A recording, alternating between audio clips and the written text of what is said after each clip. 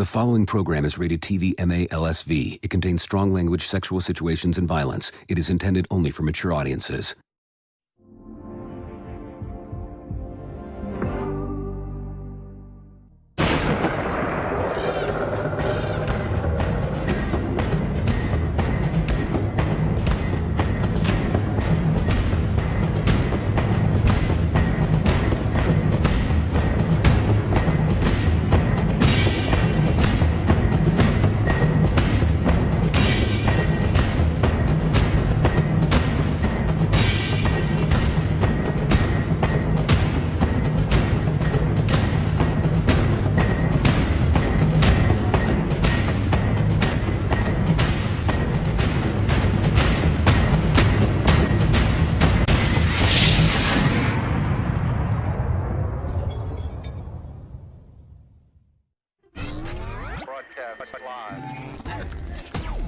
Coming to you live. We're live. In front of an audience from around the world, where we talk about fighters, fighting, and events.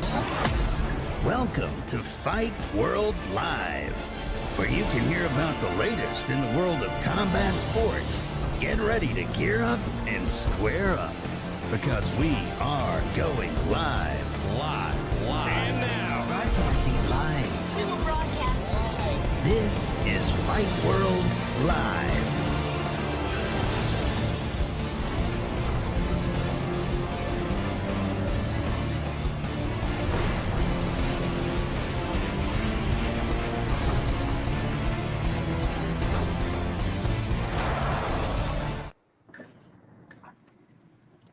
Oh my goodness, welcome to another edition of Fight World Live. Thank you very much for joining us on Amazon Prime. We're here with my co-host. This is David Potter, alongside four-time world champion, grew a new beard, grew a new mustache, Gabe, also known as Burt Reynolds. How you doing, Gabe? Feeling pretty Reynolds-y. What's going on? And also recognized as one of the greatest fighters of his generation, at one time ranked one of the best in the world, Jake Thunder Hatton. Jake, how you doing, brother? Good, man. I'm excited for the show today with Randy. Oh, yeah, absolutely. And I tried to come up with the introduction that was fitting for someone that's one of my childhood heroes. MMA pioneer, a legend, former world champion multiple times over, an actor, commentator, one of the greatest of all time, Randy the Natural Couture. Randy, it is an honor to have you on. There we go. Yeah. Thanks, fellas. I appreciate that very much. Thanks for having me on. Thank you so much for coming on, by the way. And you know, so much, you have so many iconic moments in your career, like going top to bottom. We cannot name them all in one sitting. But, you know, since your retirement, you've been knocking it out of the park as far as your movie career is concerned. From the PFL, when I did media, I saw you doing commentating. I'm like, wow, that's a throwback, because you're one of my favorite commentators from Pride FC, and you're a guest commentator in the UFC, and you're doing so many incredible things with the sport, and also a gym owner and teaching the next generation of fighter. So what's been going on? How's everything going with you? Man, staying very, very busy. You know, I thought when I retired from fighting in 2011, things would slow down, but it's gone the other way. I've been busier than I've ever been in my life. All good. Obviously very excited with the PFL and all the growth that's going on there in the sport of mixed martial arts with Professional Fighters League. Still chasing acting jobs, having fun doing that. Obviously Expendables 4 coming to theaters here September 22nd. I think I got another one coming out called The Bellkeeper as well. I'm not sure what platform that's going to end up on though, but lots of stuff happening.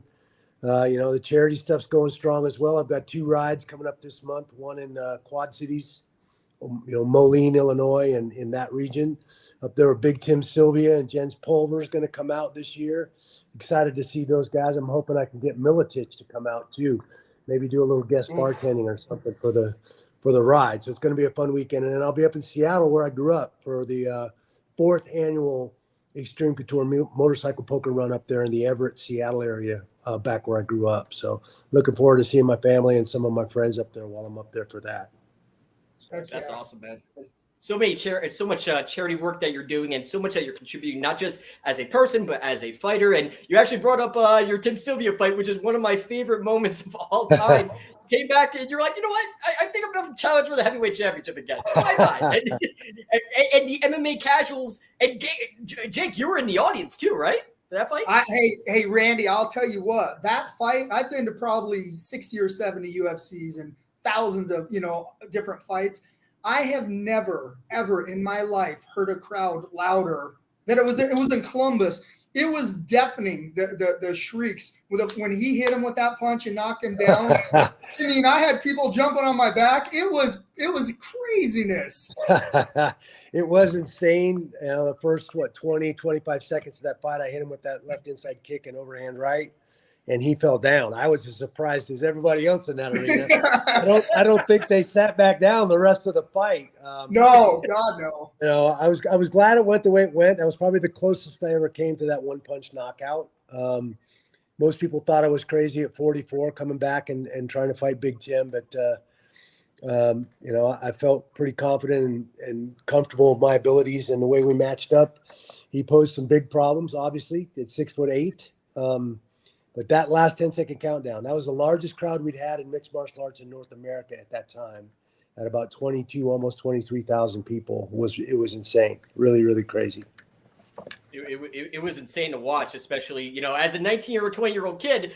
And this is when MMA, the boom finally happened, which you are responsible for. And I'm surrounded. I was a fan. I was a spectator. But these are three guys who were fighting when nobody was watching, helped build the sport to what it is today. I cannot stress that enough, like how thankful I am for you guys and your entire generation for building this sport. But this is when the casuals started to get on the MMA bandwagon. And young me, who's had 9th grade parties and 10th grade parties to watch you fighting Tito, you beating Chuck, and you spoiling all these parties. Everyone's like, him versus Tim Sylvia. Oh, Randy Couture's in trouble. And I'm like, oh, just you wait, my friend. Just you wait. And right when that first shot hit, the surprise, because I remember being at my buddy Jeremy's house, and we had like 20 people over. Everyone was like, oh. And I'm like, yeah, see? I told you so.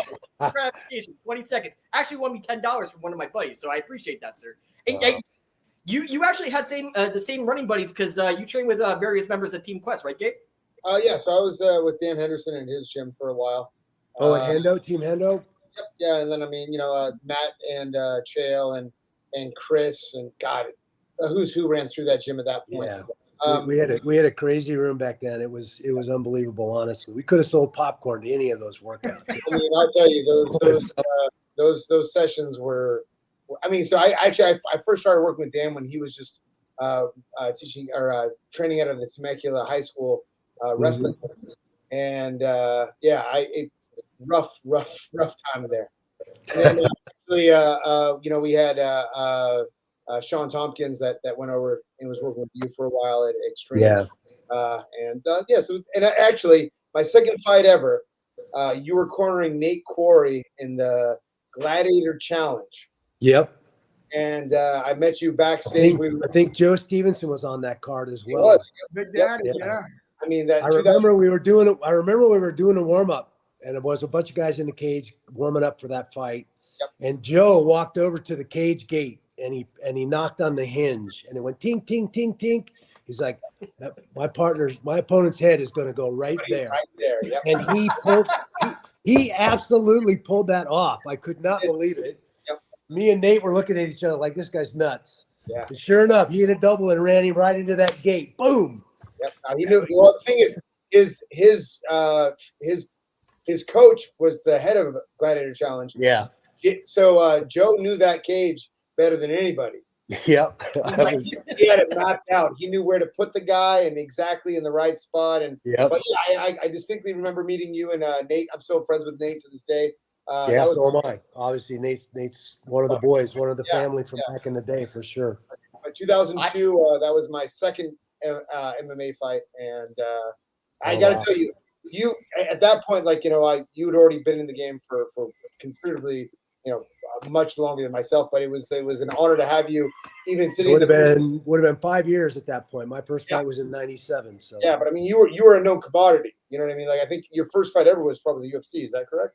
That's right. UFC 13. I fought twice. So you were a commodity. I mean, and again, like, you have to understand, I started. I'm a little older than Potter there, where I started watching at 16. At UFC 4. So for me, like, like being in the corner with you and it was great. And you guys were all solid, and It was good times. Good times. Well, I Yeah. appreciate that, And- man. and Those were the good old days for sure. They were. They really were.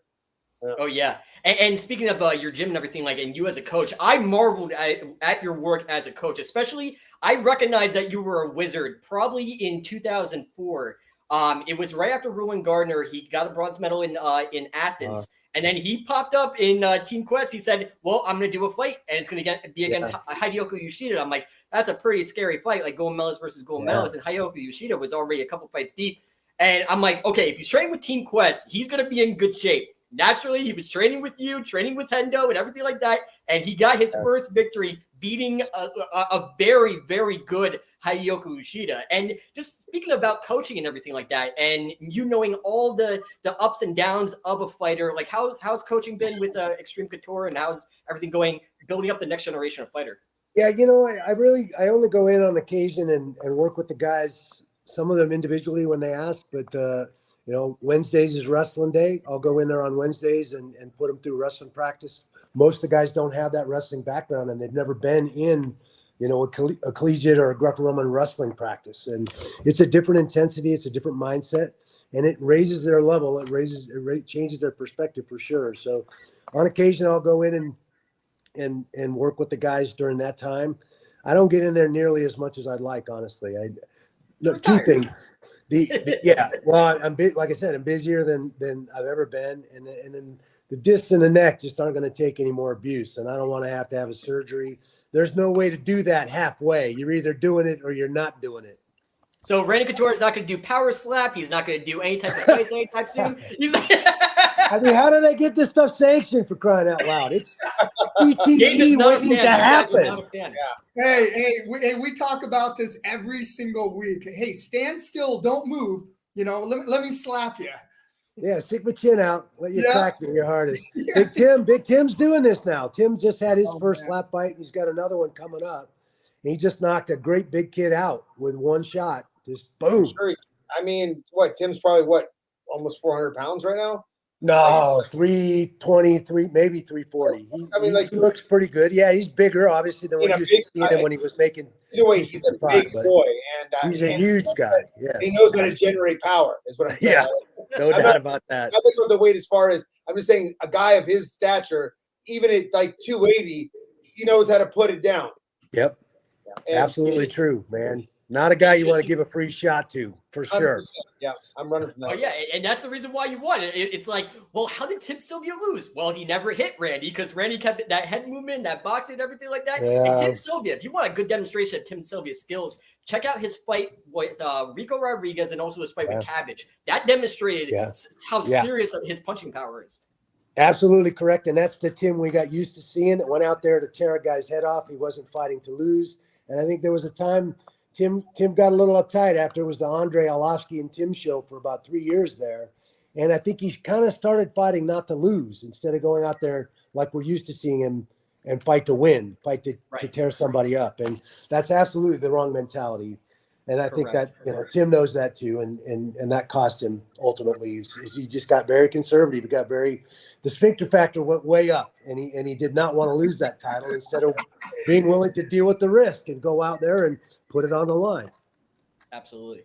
100%. So we want to go to 5 topics, but we want to plug your movie. But I want to know, I was going to usually say, how's it working with 50 Cent? But how is 50 Cent working with Randy Couture on the new movie, The Expendables 4? I'm excited for this movie. It's one of my favorite franchises. And, of course, it has all the baddest men on the planet in that movie and women as well. So how was the gang, and how's the new cast members? You know what? It was great. I had a blast, an absolute blast, as I have on all 4 of those sets. Obviously, a little bit different landscape this time around for the 4th one. I worked with 50 about 17 years ago on a movie called Set Up with Bruce Willis, and 50 was a co-star in that, and I played a supporting role. I read the script, and it made me laugh out loud. I had to play the role. Petey was the character, and Petey starts messing around with some guy's pistols and shoots himself in the head. It literally made me laugh out loud. and so then, I'm Bruce Willis's right-hand man, and I'm supposed to be keeping an eye on 50's character, and I shoot myself in the face. And so they've got a serious problem to deal with in the movie. I had to play this role, but I had a great time working with him. Other than being Grand Rapids, Michigan, at about 12 degrees outside while we were working, it was a great experience. He's got a very special charisma, and he's a very intelligent man. Put any of the other stuff people want to say about him to the side. I think he's very, very good. He's very smart, and he has a very sharp charisma that comes out on camera. I think ever since you acted, and ever since you acted in Cradle to the Grave with DMX, I think you just worked with all the coolest rappers ever. I think it's just destined for Randy Couture. That was actually my first experience, Cradle to the Grave. My first time on a set and seeing all of that. I didn't have any scenes with DMX. Obviously, rest in peace. Sorry to see a guy that talented go out like that. That was a shame. But Jet Li was awesome. His English wasn't as good back then. I had not done any stunt fighting or real movie work at that point. And me, Chuck, and Tito were all three in that movie. And I was supposed to throw a big right hand at Jet Li, and he's just supposed to, with his hand in his pocket, get out of the way. And he does not get out of the way. I ran his ass over. and the director goes ape shit. I just ran the star of the movie over. But he was very gracious. He's like, oh, my gosh, I didn't see it coming. You didn't wind up. I said, hell no, I didn't wind up. I'm a professional. I made it. Yeah, baby. Yeah, exactly. Yeah. That's Captain funny. America, baby. So, Randy Couture, I know you have a very busy schedule, so we typically do 5 topics. It's going to be all circled around you, the legend himself. Are you ready to play 5 topics, all circling around life and mixed martial arts? Are you ready, sir? Sounds good. Let's do it. All right. Okay, Randy Couture is in. Gabe, are you ready, sir? Very good. Jake. And Jake, are you ready, sir, for 5 topics? Let's go. Let's go. Yeah, we got to ask Jake, too. Okay, ladies and gentlemen, let's play some 5 topics.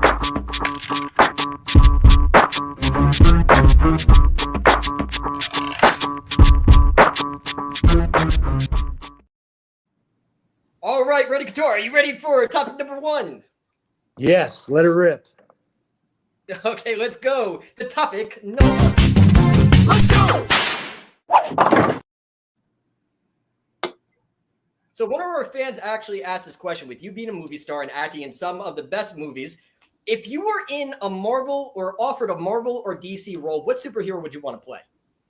Oh, man. I've read for several of those roles, and I've yet to land one. I actually read for the role that Bautista's in the name just flew out of my brain. Guardians, exactly. Guardians. I read for that role. Obviously, Dave got the role, but that would have been a fun one. And he does it very, very well. He's got that dry, kind of idiot savant thing going on. Yeah. Awesome. Man, I would love to be Batman. Here's a guy that doesn't have any supernatural talents. He's a human just like the rest of us, and he's managed to take his wealth and his place and standing in the world and make a difference. And I think that's a pretty good message right there. And Bruce Wayne should have called. Who would you consider Randy for a superhero role?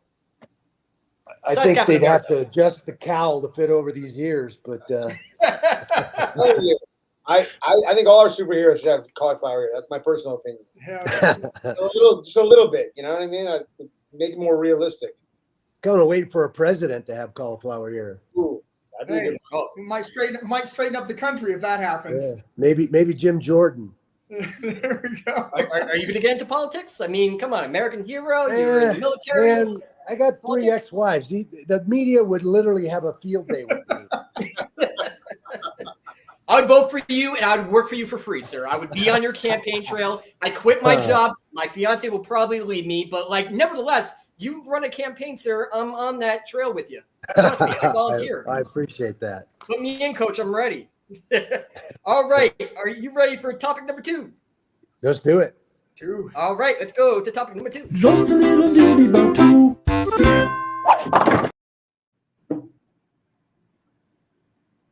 Your topic number 2. What was your dream opponent, or is your dream opponent? Maybe an opponent, not talking about FIGHTWORLD, but who is your dream opponent or somebody that you wish you fought in your career? your illustrious Yeah, career. well, you know, obviously Fedor's at the top of that list. I chased that fight for 13 months trying to make it happen. You know, the sticking point wasn't the money; it was M1 Global and them wanting to do a co-promotion with the UFC.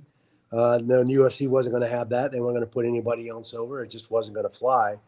And you know, obviously I left the company, resigned as a heavyweight champ to try and pursue that fight and make that fight happen.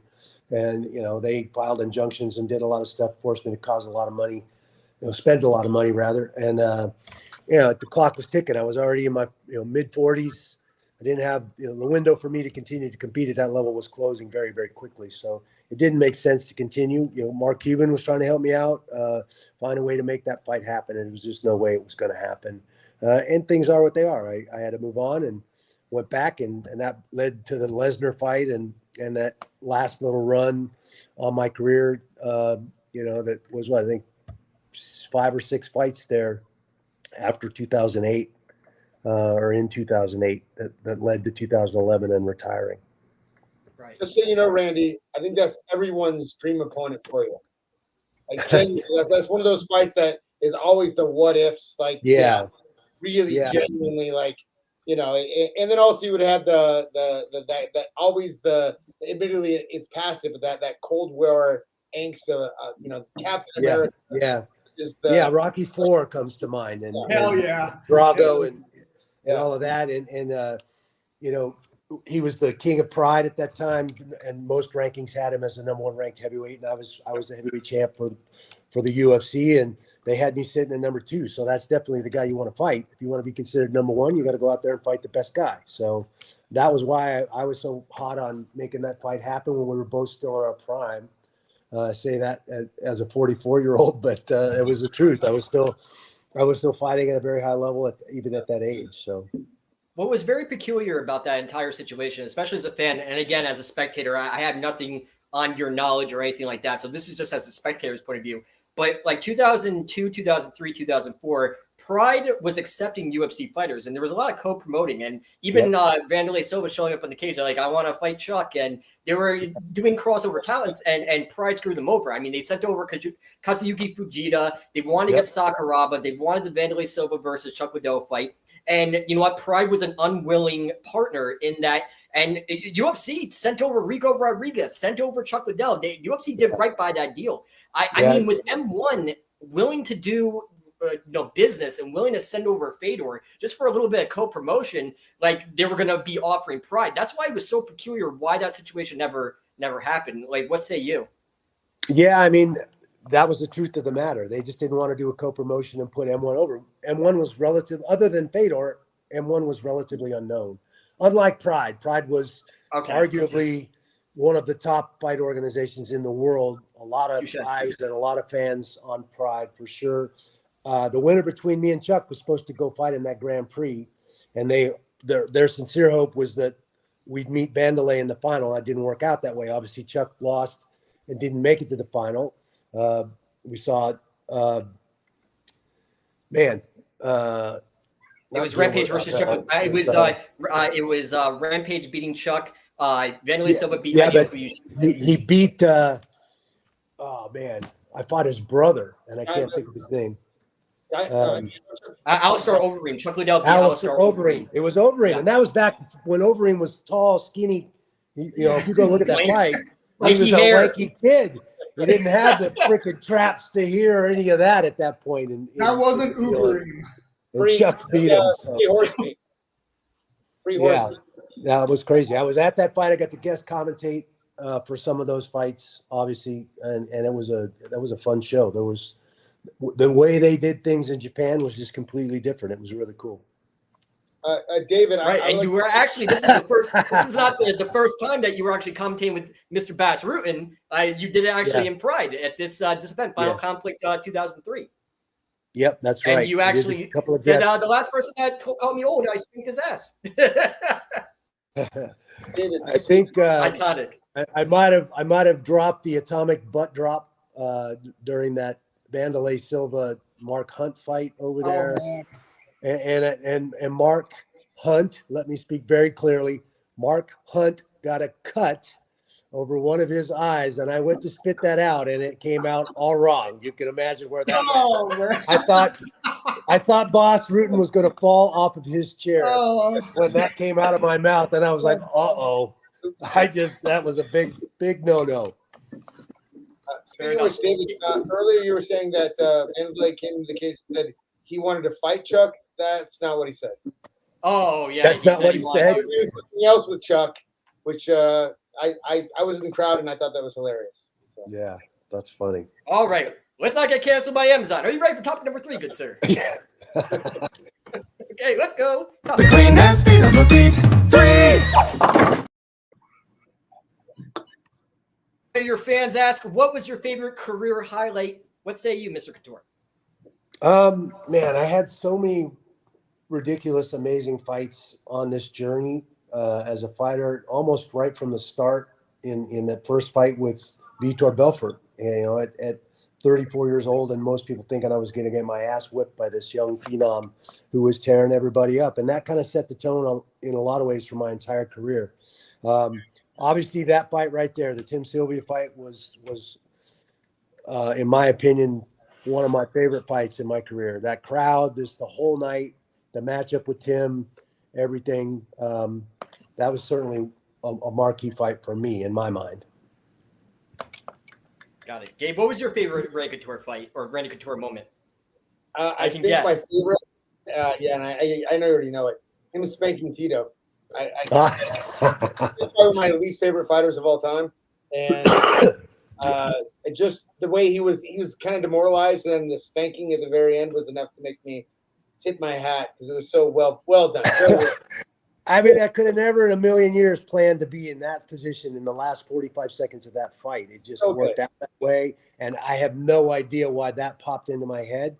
Well, he rolled for the knee bar with 45 seconds left in pretty much a desperation situation, trying to hope to find a submission to win the fight. And I slipped it. I slipped my knee all the way out, but he still had a hold of my ankle. I had his feet, and all I could see was his butt. So I'm like, just spanking. And oh my gosh, his corner went nuts. Oh, he's tapping. He's tapping. Thank God.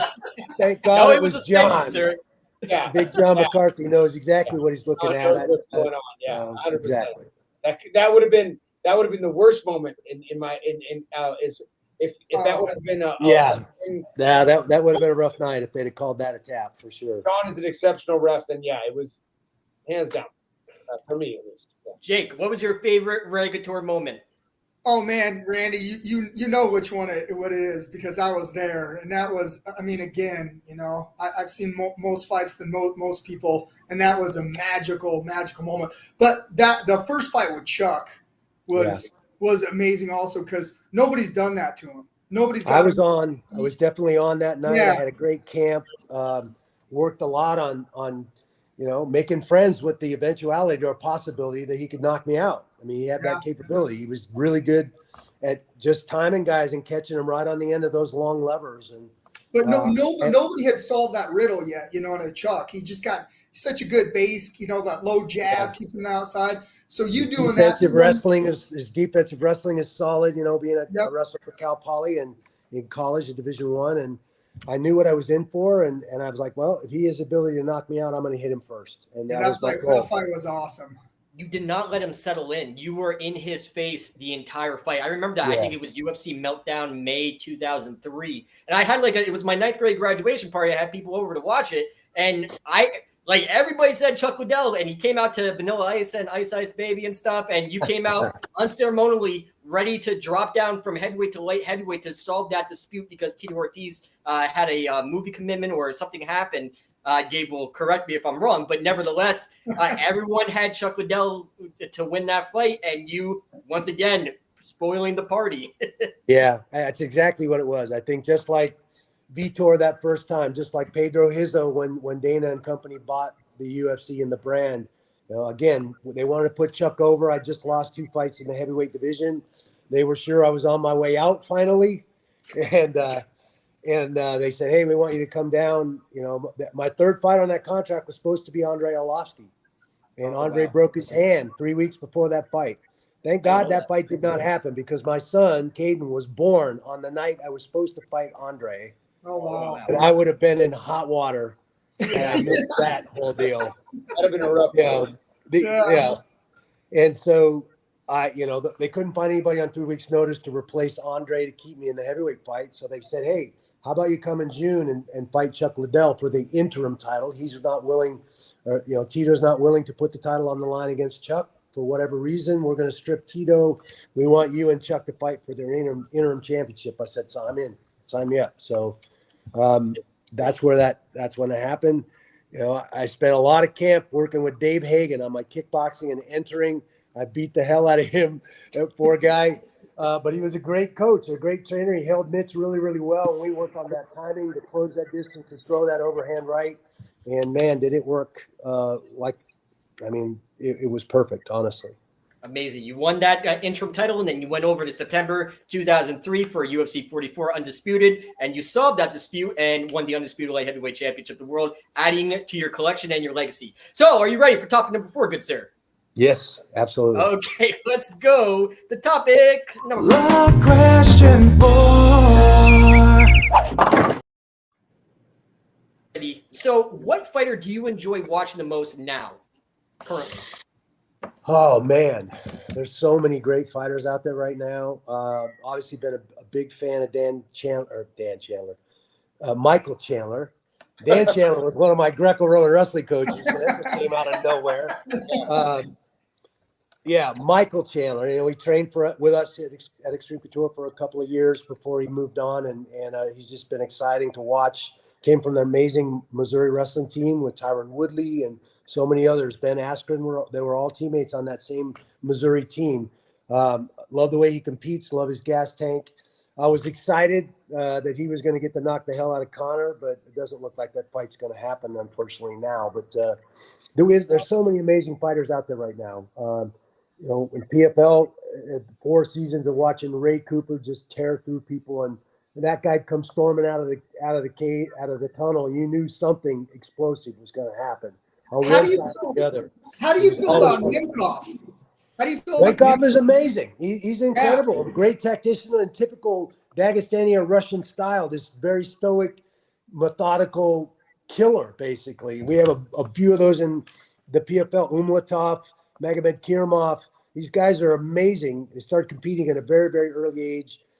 Rich history in combative sports and certainly wrestling, and we've seen that influx of talent come for a few years now, and there's a lot of amazing guys out there. Yeah, and Gabe actually shares your opinion. He does not think the Michael Chandler versus Conor McGregor fight is going to happen, and he's less than impressed in comparison to Tough One, where you were the first ever coach with Chuck Liddell. Gabe shares a similar opinion. He does not think Michael Chandler versus Conor McGregor is going to happen. Yeah, I think, obviously Conor went off the USADA protocols to go get beefed up for that Roadhouse movie, the remake of Roadhouse.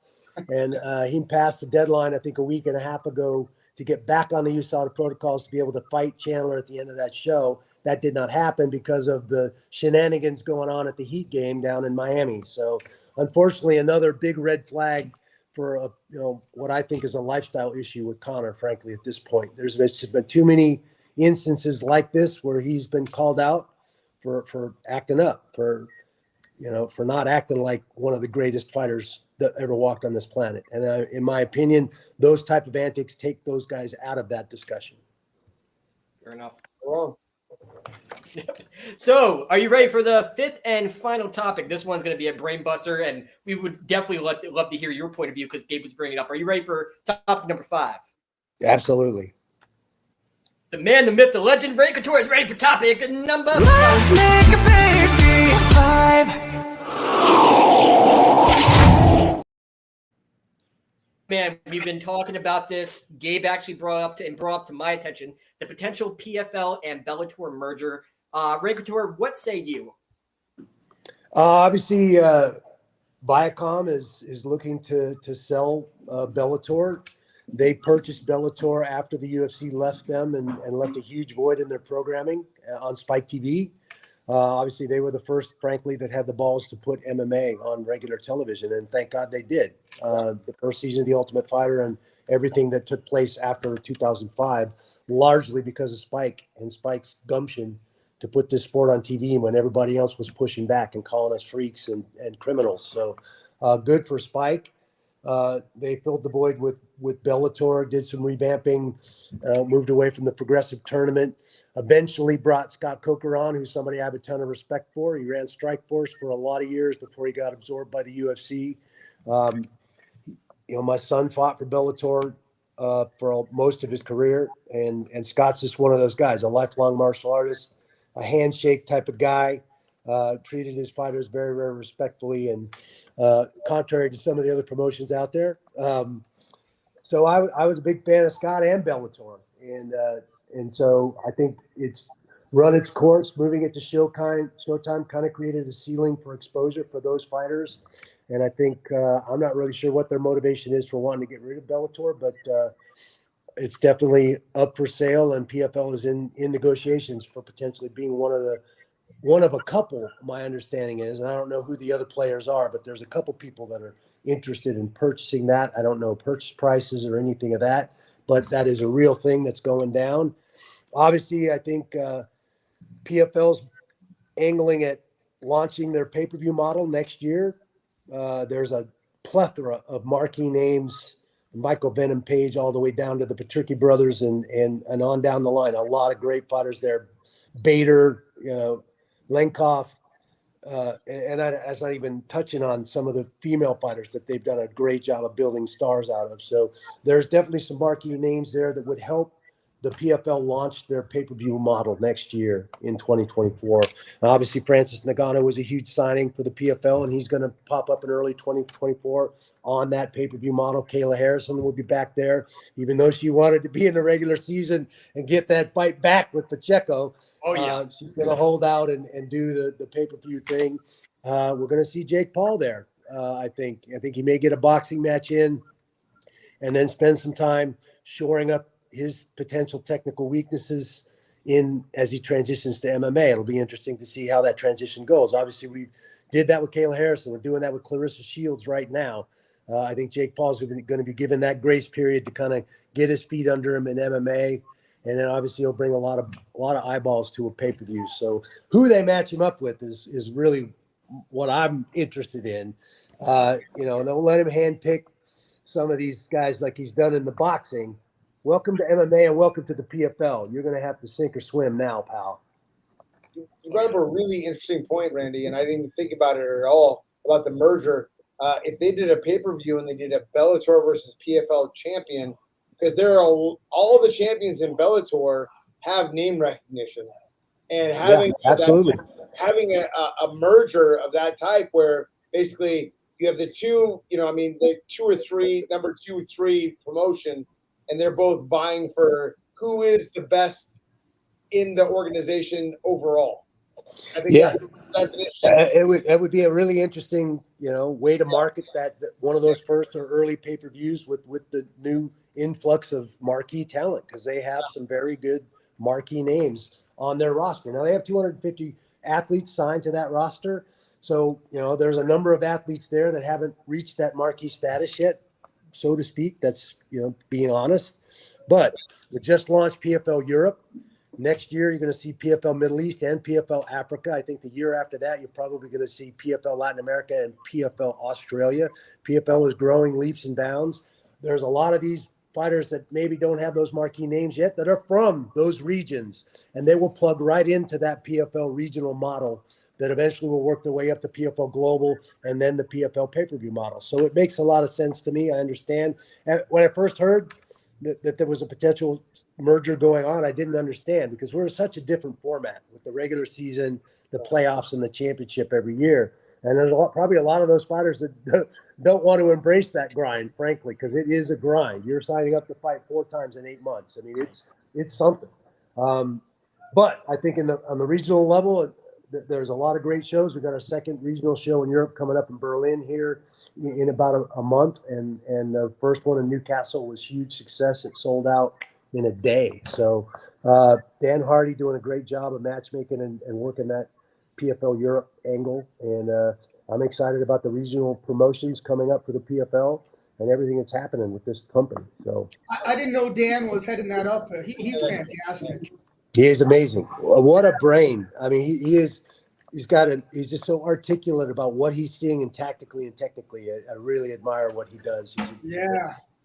I actually trained with Dan at Team Quest with Dan Henderson, where he came in a bunch, and then I actually trained with him when he was getting ready for the GSP fights. I'm glad that he found a niche in the sport and that he's actually still working in it. It's a good. Yeah. I had no idea. Yeah, we're excited and lucky, I think, to have him, frankly. Yeah, 100%. I agree. I agree. Yeah. I believe in Ray Sefo is one of my favorite individuals on the planet, and especially when I needed my big break, I needed my foot in the door, especially media journalism and everything like that. Mhm. I messaged Ray Sefo. I probably thought he was never going to get back to me, but I might as well closed mouths don't get fed. So I said, hey, Mr. Sefo, big fan of you, watching K1. Can I cover media? I have a website. And he's like, yeah, sure. Let me get you in touch with my PR guy. He is like a fighter's leader of a promotion, and like I ran to him in the MMA awards and I said, I can't thank you enough for getting me my start and everything. Ray Sefo, if a merge is going to happen, put him on top of the food chain. Let him lead. He's a fighter's, he knows how to manage fighters. He knows how to talk to fighters. He knows what they go through. And plus, with his experience with K1 on a world seat, especially with the World Grand Prix, he knows exactly how the business should be ran. I mean, Ray Sefo, in my personal opinion, should be at the very top of the food chain as far as an organization is concerned. He's doing a great job as the president of fighter relations and creating all these matchups and finding all this talent all over the world. I think we had 30 countries represented this season in the PFL. I mean, it's crazy. But it's been really, really fun. Pronouncing some of these names is not so much fun, but the rest of it's been amazing. Absolutely.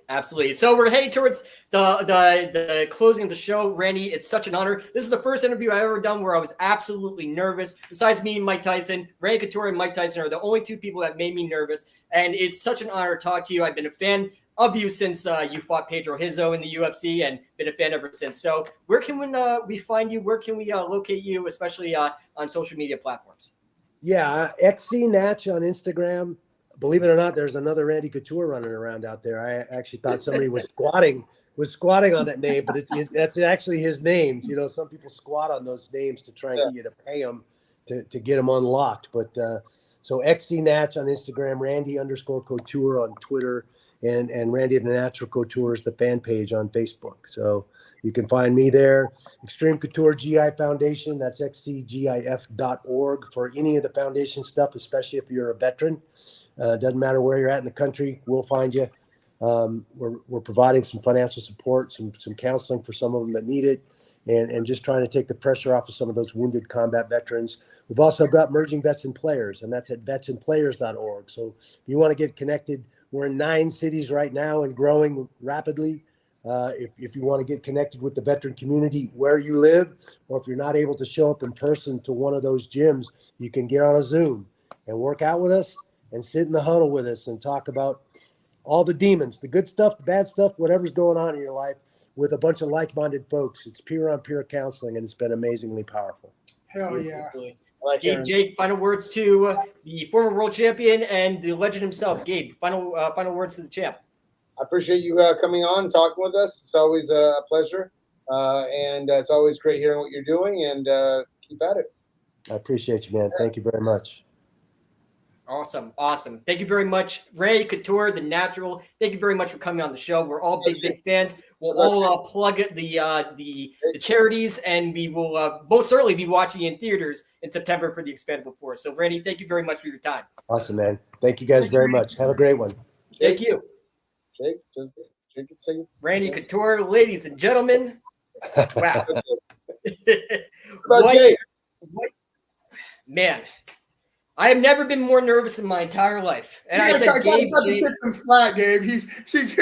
I was done. I was laughing so hard. No, man, it's I was ready to shit a chicken. I mean, when I met Mike Tyson, it was like a Christmas story when Ralphie's like, okay, I'm meeting Santa Claus. I gotta specify, I'm gonna say Red Ryder Baby Gun, and then like he ends up saying a football. Like, I grew up my entire life a Ray Couture fan, so it was such an honor to talk to him. And you guys, thank you for playing moral support and saying, so I didn't nerd out too much. So I appreciate you guys.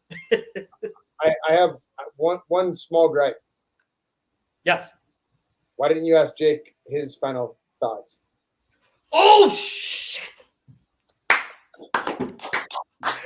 Oh, we got to cut the kid some slack, Gabe. Yeah, Potter. He was nervous. Yeah, I mean, nervous. you're way more nervous than I thought you were because I the whole time I'm going, what about Jake? I can hear Gabe. He's pointing down. he keeps pointing down. What about you? Like my heart is happy. My heart is smiling right now. I got to talk to one of my heroes. It was the same way. Gabe, I was nervous working with you. I'm like, I don't know shit compared to Gabe. I'm like, if Gabe lived through it, I watched it on television. And the same thing with Jake. I'm like, holy shit, like commentating with Jake, and it's the same shit, man. Like, you guys lived through it. I was just a fan, and literally, like, majority of my high school parties, like UFC Meltdown, UFC Undisputed, when he fought against Brock Lesnar, when he fought against Pedro Hizzo, all these memories, all these positive endorphins popping off like pop rocks. You know what I'm saying? Like, it's nerve-wracking meeting your heroes, you know? That's awesome. I love the enthusiasm, Potter. You're way too enthusiastic. Thank you. I can't say I wouldn't say this, but like honestly, the first time I ever saw Randy fight, he beat a jiu-jitsu guy, and it crushed me. Like I was expecting like Vitor was the phenom.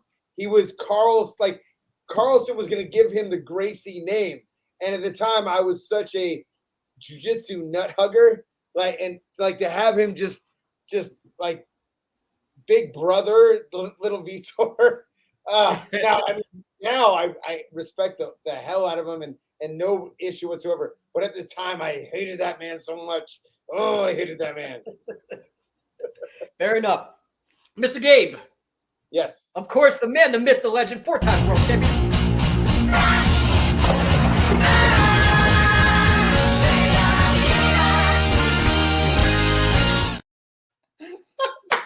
Ready for the nerd? I'm sorry, Gabe. I don't mean to laugh, man, but I love it.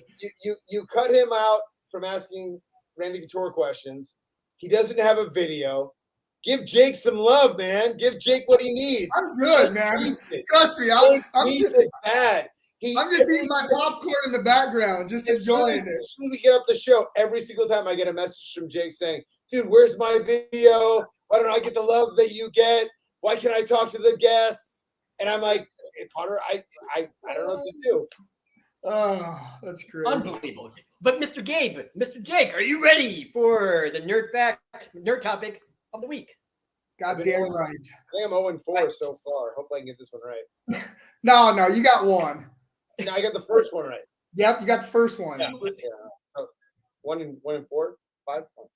I think this question should be reserved for Mr. Gabe. What do you think, Jake? Yeah. No. Give it to Gabe. Jake goes first. Yeah, I think this question should be reserved for Mr. Gabe. So let's question Gabe, nerd. Back to the week brought to you by our good friends at Nerd Focus. Go on nerdfocus.com. Use the promo code FIGHTWORLD Live to save 20%. And let's go to the nerd. Back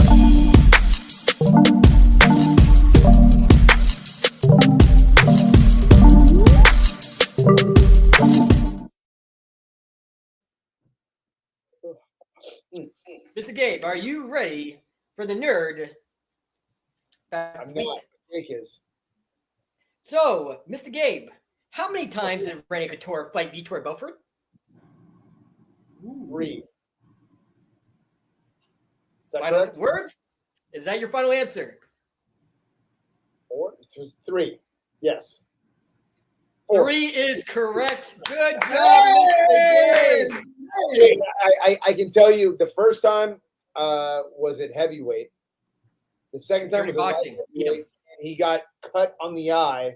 Oh, yeah. Give Vitor the title, and then they rematched, and he got it back. That's Yeah. right.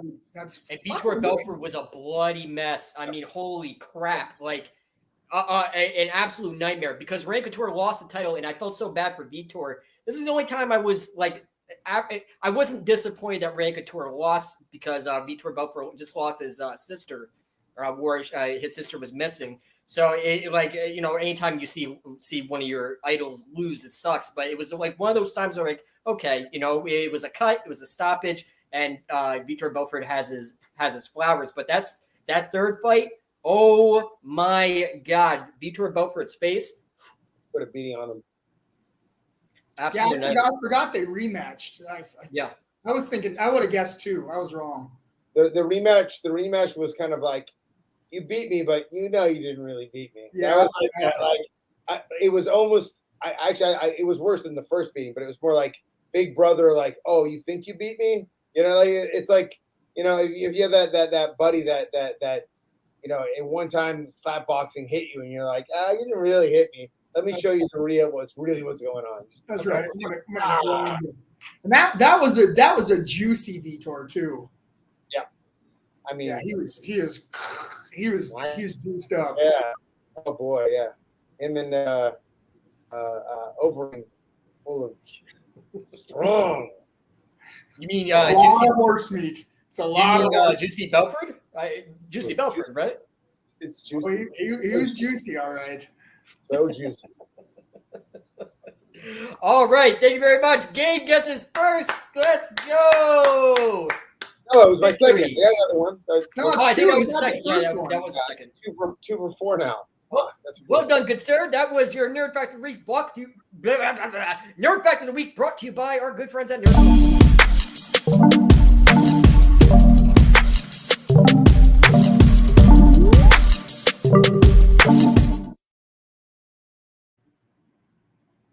My goodness, we're heading towards the end of the program, and we're going to be back next week to talk to Gabe's good friend, star of a incredible movie I watched twice so far. Sean Patrick Flannery is going to be on. BJJ Black Belt, one of Gabe's good friends. Final thoughts from the four-time world champion and owner of one of the best gyms on planet Earth. I believe it's Couture MMA and fitness. Something we like to call Kaiju MMA. Holy moly! Mother Yeah. God, it went from 6 to midnight. Everyone Gabe, likes where's that. my T-shirt? It's in the mail. Whenever you get around to it. You know what? I actually ran out of T-shirts, and I have an order coming in next week. So I will send it once they come in. I assure you that is, and again, it is on me. So I'm giving it to you. Don't pay for that. But final thoughts. Jake needs to talk more, and you need to give Jake the video that he's been whining to me about. Give to Jake what Jake deserves. Right. I'm hoping that everyone's enjoying the show. I'm sure enjoying it, and I'm gonna. Potter, do you know where we're at as far as on that Amazon list? Have we gotten closer Number to 6, baby. We're top 10. Number 6. This is the highest we ever got on Amazon. I'm coming for CBS, and what's the other one? Bleacher Report. We're coming for that ass. Never heard of that, but I'm coming for you, Bleacher Report. I'm coming for you, CBS. I want to be closer to let them smell us being close, like we're on their tail. But outside that, man, let's keep going. I'm excited. That ass, baby. We're going 2 for 1 on Thursday next week. We're working with Sean Patrick Flannery, unbelievable jiu-jitsu black belt, amazing actor. And then at night, we're going. What are we doing tonight, guys? We're doing Las Vegas. So me and Jake are going to be there for International Fight Week. I'm going to get done actually covering Power Slap 3. I'm going to be actually in attendance for Power Slap 3, covering my new favorite sport and Jake's new favorite sport, Power Slap 3. And then right after, we're going to be doing our show. Gabe, I'm going to be home on the couch just while Potter's over there watching guys slap the hell out of each other. I'll take a nap. Let's take a nap. So, but we do have a surprise for you, though, Gabe, in Vegas for our Vegas show. We're not going to tell you what it is, but we're cooking up a little something for you. Great. It's gonna be great. Gabe, I know how much you love the video and intros and how much we salute and praise you as a 4-time world champion. So I thought I'd make a proper dedication video to Mr. Gabe. So trust me, you're going to like the surprise, I promise. Just as much as you like my intros and as much as you like your video celebrating the greatness that is Gabe Rudiger. I think I might be sick on Thursday. Look, very, very excited. Look how excited he is.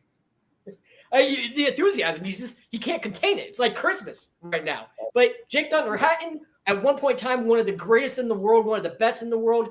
Dime a dozen, one of the best athletes on planet Earth at one point in time, probably still is. Jake Hatton, final words, final thoughts, good sir. I'm just impressed you're letting me talk. Dude, Gabe, Gabe, you know that was coming, right? He threw me a softball. The whole time I'm going, he threw me a softball. Yeah. Jake doesn't get what if Jake's right there. Like he's right. No, man. All kidding aside, guys. Man, you know I love the show, man. You know, it's fun. We got some killer guests coming up. You know, I just enjoy watching the show grow. You know, just organically be ourselves, and you know, seems like everybody's having a good time. 100%. Absolutely. And you have a panda on your wall, which looks outstanding and exquisite. That's Rambo. Hell yeah. That's a pretty sick panda. Just saying. I like it. All right, boys and girls. That does it for another edition of Fight World Live. Number 6 on Amazon Prime. We're killing the game. CBS Sports, we're coming for that ass. Next week, we are going to be live from Las Vegas for International Fight Week. We're coming. We're coming, CBS Sports. Get ready, baby. And then we have Sean Patrick Flannery, a good friend of Mr. Gabe. So from all of us at Fight World Live, this is Dave Power alongside four-time world champion Gabe Rittiger and Jake Thunder Hatton signing off from the good old Fight World Live.